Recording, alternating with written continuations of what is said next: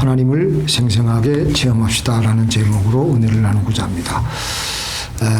우리가 하나님을 믿은 지 저 같은 경우에는 한 45년, 50년 이제 돼가고요. 또 나면서부터 예수 믿은 분들도 계실 것이고, 하나님을 믿는다고 우리는 다 생각을 하고 살아가고 있는데, 현실에서는 그렇게 우리가 힘을 못 쓰고 살아가고 있습니다. 뭔가 교회는 나오는데 하나님의 그 기적을 체험한 사람들답지 않게 우리는 하나님의 손길을 아주 체험해 본 지 아주 오래되어서, 예수 믿을 때 처음 그 감격, 그때 하나님께서 나에게 나타나신 그 기적과 같은 응답, 그게 너무나도 오래돼서 이제는 너무나도 오래되어서 그저 답답하게 의식적으로 살아가고 있습니다.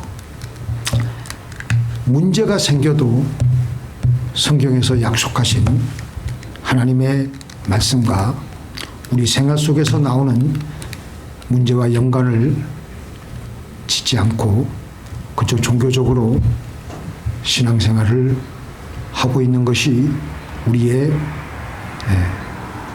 신앙생활의 현 모습이 아닌가 생각을 하게 됩니다. 우리는 그저 내가 지금 잘하고 있다라는 막연한 생각을 하고 그저 죽어서 천국만 들어가면 됐지, 내 생활은 내가 내 힘으로 내가 알아서 하면 되는 것이지, 그저 교회 나가는 것은 믿으면 천국은 가게 해주겠다라는 약속의 말씀이 있으니까 그 하나님을 믿고 살아가는 것뿐입니다. 그러나 지금도 하나님은 살아계셔서 역사하시며 우리의 생사복을 세밀하게 주관하시는 분이십니다. 오늘 말씀에서는 모세가 그 당시 권세가 막강한 바로 앞에 나가서 하나님의 백성들을 가게 하라고 하나님의 말씀을 대언하는 것은 모세로서는 대단한 용기가 필요한 것이었습니다. 그래서 모세는 그렇게 출애굽을 시키라고 명령하시는 하나님께 나는 말도 못하고 능력도 없고 어찌 저 강대한 애굽이라는 나라에서 그 하나님의 택하신 백성들을 구해낼 수가 있단 말입니까? 다 탈출을 시킬 수가 있단 말입니까? 정 하나님의 명령이 그러하시다면 저에게 증거를 보여주십시오. 안 그러면 그들은 나에게 여호와께서 너에게 나타나지 아니하였다, 너는 지금 거짓말하고 있는 것이다, 그렇게 저를 거짓말쟁이로 몰아붙일 것입니다. 그러니 하나님께서 나와 함께 하신다는 증거를 보여주시옵소서. 그러면 제가 저들에게 나아가서 하나님께서 저에게 하신 명령을 다 준행하겠습니다. 그렇게 했습니다. 그러자 하나님께서는 오늘 본문을 통해서 모세에게 말씀하시기를 내 손에 든 것이 무엇이냐? 지팡이입니다.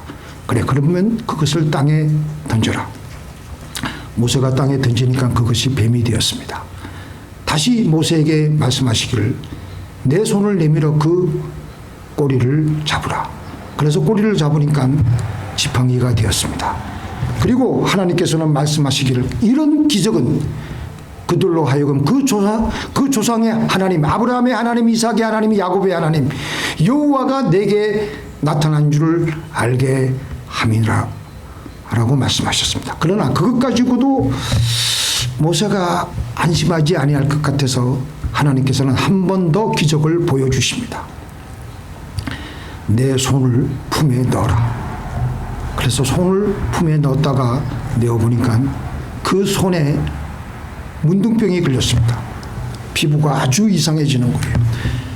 그리고 다시 하나님께서는 손을 다시 품에 넣으라고 하니까 다시 그 손을 품에 넣었다가 내어보니까 손이 깨끗하게 문둥병에서 나아지게 된 것을 모세는 확인했습니다. 더 이상 모세는 핑계를 댈 수가 없습니다. 그때서야 비로소 모세는 생각하기를 하나님께서 나와 함께 확실하게 함께 하시는구나. 내가 더 이상 하나님의 요청을 더 이상 거절할 수가 없지 않겠느냐 라는 마음으로 이제는 바로 앞에 나가서 죽기 살기로 나가서 너무나도 어처구니 없는 요구를 바로 왕 앞에 하는 겁니다.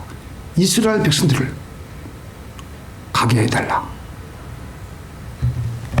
그 당시 이스라엘 백성들은 장정만 60만 명이에요. 그 60만 명의 노예를 가지고 있는 애굽으로서는 상당히 큰 국가 자산이었습니다.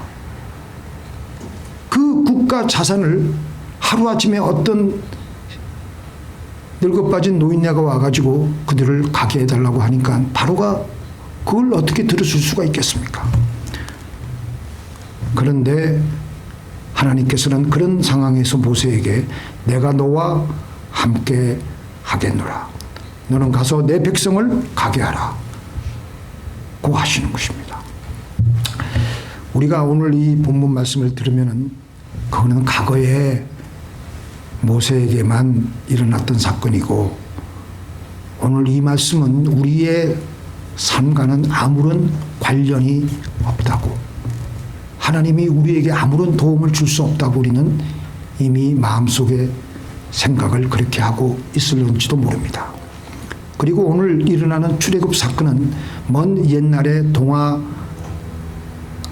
생각을 하고 그때 홍해수를 가르셨던 하나님은 나하고는 관계가 없다라고 생각을 합니다. 그렇게 우리는 살아계신 하나님을 체험하지 못하면서 힘없이 살아가고 있습니다. 그리고 종교적인 습관에 따라서 교회를 나오고 있습니다. 우리가 왜 이렇게 무기력하게 신앙생활을 하느냐?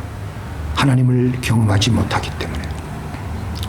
하나님은 천지창조만 하시고 이제는 뒷짐을 지고 저 멀리서 우리가 하고 있는 일을 반감만 하고 계시는 분이라는 생각을 하고 있기 때문에. 그런데 실제로 하나님은 우리의 모든 일거수일투 속에 우리와 함께 하십니다. 근데 실상은 영적인 세계에서 이게 어떤 일이 벌어지냐면 우리의 영적인 감각을, 세상을 혼미케 하는 이 공중곤세 잡은 마귀가 우리를 혼미케 해서 영적으로 감각을 둔하게 하여서 불신의 생각으로 가득 들어차게 하여서 하나님이 나하고는 관련이 없다. 그런 생각으로 우리의 잠재의식 속에는 그런 생각들로 가득 들어차 있는 것입니다. 그러니까 기도 안 하고, 기도 안 하니까 하나님의 말씀을 들을 수가 없고, 하나님의 말씀을 듣지 못하니까 순종을 하지 못하게 되고, 우리의 삶에 아무런 역사가 일어날 수가 없고, 우리의 신앙에는 생동력이 없을 수밖에 없는 것입니다. 첫째로 하나님을 경험하기 위해서는, 하나님을 체험하기 위해서는 기도부터 시작이 되어야 합니다. 기도하지 않는다는 것은 무신론의 생각, 하나님이 없다는 생각에서 출발합니다. 한국 사람들의 하루 평균 기도 시간이 얼마이냐 혹시 아시는 분들 계세요? 그래도 미국 사람들보다 좀 많더라고. 24분. 대단히 많은 거예요. 24분. 지금 24분도 이 방에 있는 분들 중에서 안 하고 계신 분들 혹시 있을는지 몰라요. 가슴에 조용히 보이지 않게 손을 대시고 반성하시기 바랍니다. 예수 믿는 사람들에게, 교회 나가는 사람들에게 이런 질문을 한번 해봅니다. 당신 하나님 안 믿지? 라고 질문하면은 아니야, 나 하나님 확실하게 믿어. 하나님이 지금도 살아계신 것을 믿어. 아니 그런데 어떻게 그렇게 살아계신 하나님께 한마디도 안 하냐? 어떻게 한마디도 기도를 안 할 수가 있느냐? 바로 그것은 우리 안에 지독하게 하나님은 나와 관련이 없다는 생각으로 우리의 의식 속에 들어차 있기 때문입니다. 역사적으로 많은 인물들이 있었습니다. 그 중에서 기도하지 않아도 되는 사람 한 분 딱 있었어요. 기도할 필요가 없을 것 같은 사람이 있었습니다. 그분이 누구인지 아세요? 바로 그분은 예수님이세요. 예수님은 하나님이시기 때문에 기도하지 않으셔도 돼. 그런데 예수님께서는 우리에게 어떤 예를 보여주셨습니까? 어떤 이그젬플을 보여주셨습니까?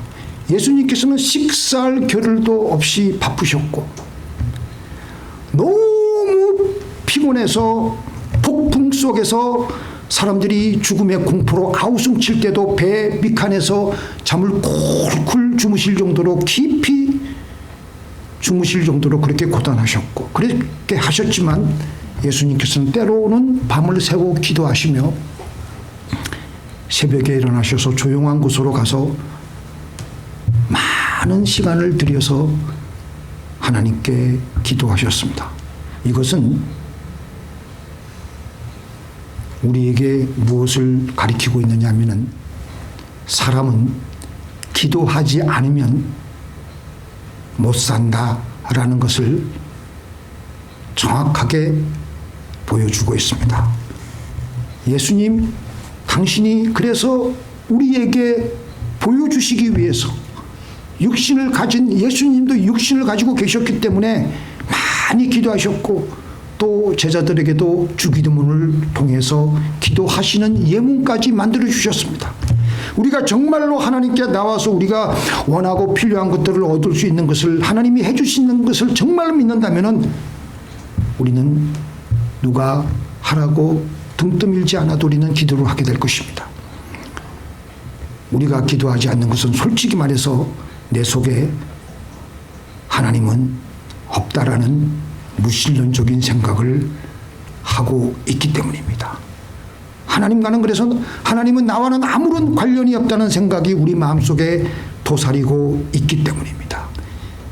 그래서 신학자들은 이런 신자들을 가리켜서 실천적인 무신론자라고 말을 합니다. 우리는 우리의 기도가 하늘과 땅의 주인이 되신 하나님의 귀에 들어간다는 사실은 믿지 않습니다. 우리가 하는 기도에 천군 천사들이 무장을 하고 내 삶에 놀라운 일이 일어날 것을 우리는 믿지를 않습니다. 믿지 않으니까 기도 안 하게 되고 하나님이 예비하신 많은 축복들이 우리의 삶을 비껴 지나가는 겁니다.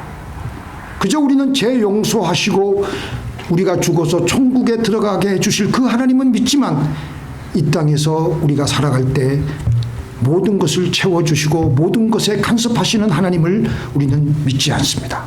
그저 우리는 형식적으로 의식적으로 습관적으로 보험 드는 식으로 하나님을 믿을 뿐입니다. 이제부터 우리는 우리의 삶 속에서 생생하게 역사하시는 하나님을 믿으십시다. 아멘. 아멘. 그 시작은 바로 기도에서부터 출발합니다. 하나님은 우리가 기도하기를 그렇게 기다리신다니까요. 자, 우리 같이 한번 읽어볼까요? 시작. 너는 내게 부르짖어라. 내가 내게 응답하겠고 내가 알지 못하는 크고 비밀한 일을 내게 보이리라. 저가 내게 강구하리니 내가 응답하리라. 저는 궁핍한 자에 부르짖을 때에 건지며 너희가 내 안에 거하고 내 말이 너희 안에 거하면 무엇이든지 원하는 대로 구하라. 그리하면 이루리라. 얼마 전에 그 무신론의 그 국가에서 탈출한 북한에서 탈출한 쿠바 외교관인 아마 여러분들도 요 근래에 그 뉴스를 다 접해 보셨을 겁니다. 쿠바 외교관이었던 일규 참사가 한국에 있는 어떤 기자가 어떻게 탈출을 했는지 그 과정을 설명해 달라고 부탁을 했습니다. 이제 그 질문이 그래요. 북한에서는 그 외교관들의 그 여권을 다 그 대사관에 보관하고 있을 것인데 당신은 그 비행기를 어떻게 올라탔습니까? 그때 2.19 참사가 이렇게 말을 하는 거예요. 구체적으로 그 방법을 설명하면 내 뒤를 이어서 탈북할 외교관들에게 피해가 있을 것 같아서 더 이상 거기에 대해서 말을 할 수가 없고요. 다만 쿠바 공항 탑승구 앞에서 1시간을 이제 비행기 시간을 앞두고 1시간을 기다리는데 그게 나에게는 몇 년처럼 느껴졌습니다. 바로 그때 처음으로 하나님께 우리 가족을 지켜주실 것을 간절히 기도했습니다. 평생 북한에서 기도해봤겠어요, 이분이? 그런데 이 제3국에서 쿠바 그 공항에서 자기 가족들의 자기와 자기 가족들의 모든 생명이 그 지금 달려있는 그 목숨의 경각의 그 지점이 다 다르니까 하나님 우리 가족을 살려주시옵소서 간절히 기도했다는 거예요. 그때 이 사람이 마지막으로 왜 인간이 하나님을 믿는지 절감했습니다. 근데 그 상황을 이렇게 쭉 그 상황을 이렇게 설명을 이제 이분이 탈출한 그 과정을 태영호 그 먼저 번에 그 미리 몇 년 전에 그 탈북한 태영호 그 주영구 그 영상가요. 하여튼 그분이 이제 설명을 하는 거예요. 쿠바에는 대한민국 대사관이 없었다는 거예요. 국정원도 없고. 그래서 이 사람들이 이 2.19 참사와 가족들이 도움을 받을 데가 없는 거예요.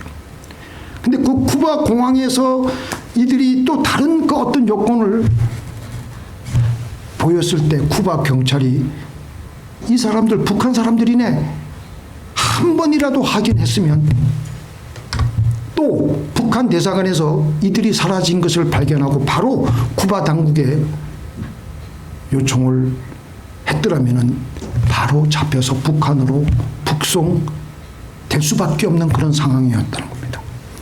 그래서 이분들이 그 1차 관문을 잘 통과하고 또 쿠바에는 우리 한국 대사관이 아직 없으니까 쿠바를 벗어나서 제3국으로 가는데 그들이 그때까지 가지고 있었던 것은 북한 여권이에요.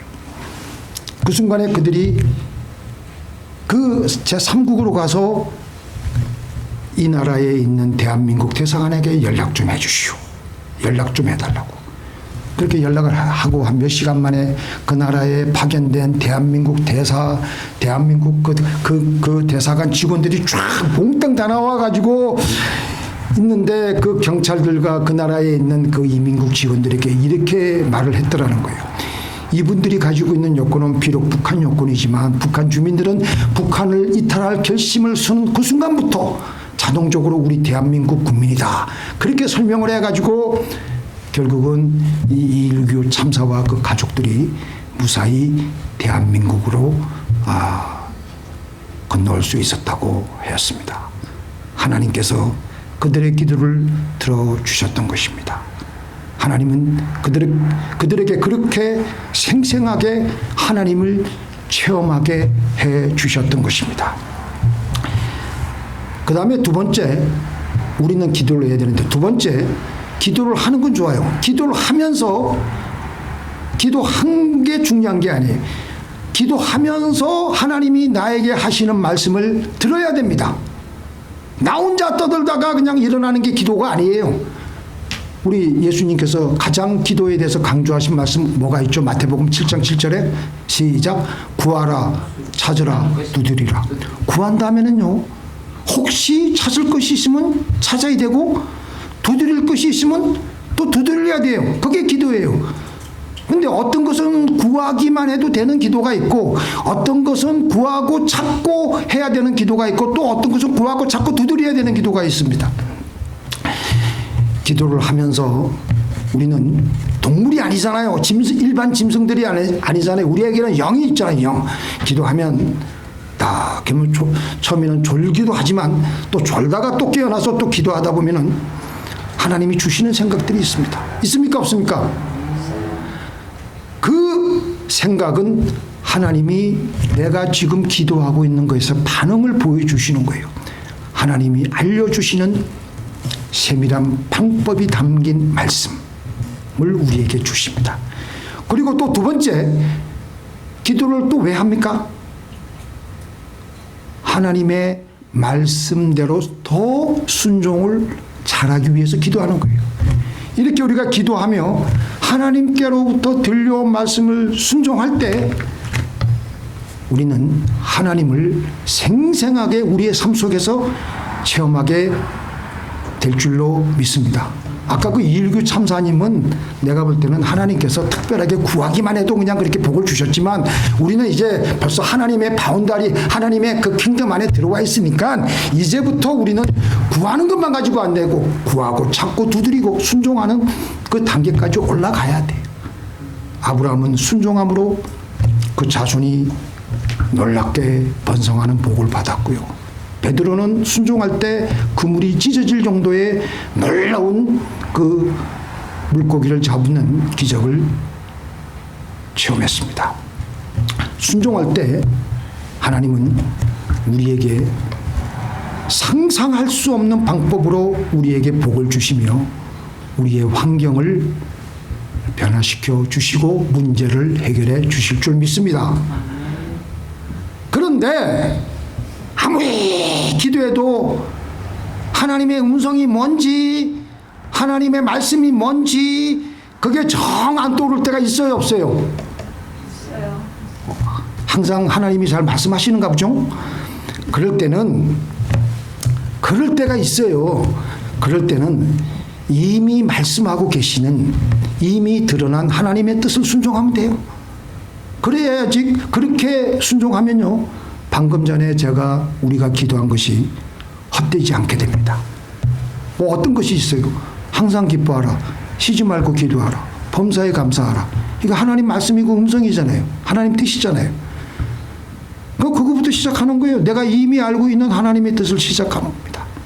그리고 다시 그 문제를 놓고 기도하면 그때부터는 기도가 뜨거워지면서 성령의 임재하심이 나의 가슴 속에 느껴지며 그때는 하나님이 어떻게 해야 될지 알려주십니다. 그리고 우리는 들을 수가 있어요.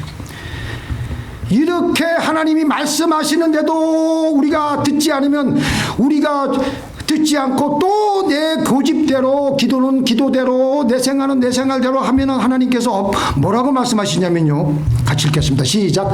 너희는 나를 불러 주여 주여 하면서도 어찌하여 내가 말하는 것을 행하지 아니하느냐. 주여 주여 나를 불러 주여 주여 했는데도, 그래서 말씀을 하셨는데도 기도는 기도대로, 나는 나대로 하면은 그 다음부터는요, 기도 시간이 재미가 없어져요. 왜냐하면 하나님이 임재하시지 아니하시기 때문에 기도가 지루하게 되고. 그래서 우리는 어떻게 쓰든지 기도하면요, 하나님이 저에게 하신 말씀, 그 말씀을 듣고 순종하며 나가야 될 줄로 믿습니다. 마지막으로 세 번째, 그래서 이렇게 기도하고 말씀을 듣고 말씀대로 행한 사람들은요, 하나님을 체험한 사람들은 어떤 삶의 고난에도 흔들리지 않게 됩니다. 믿습니까?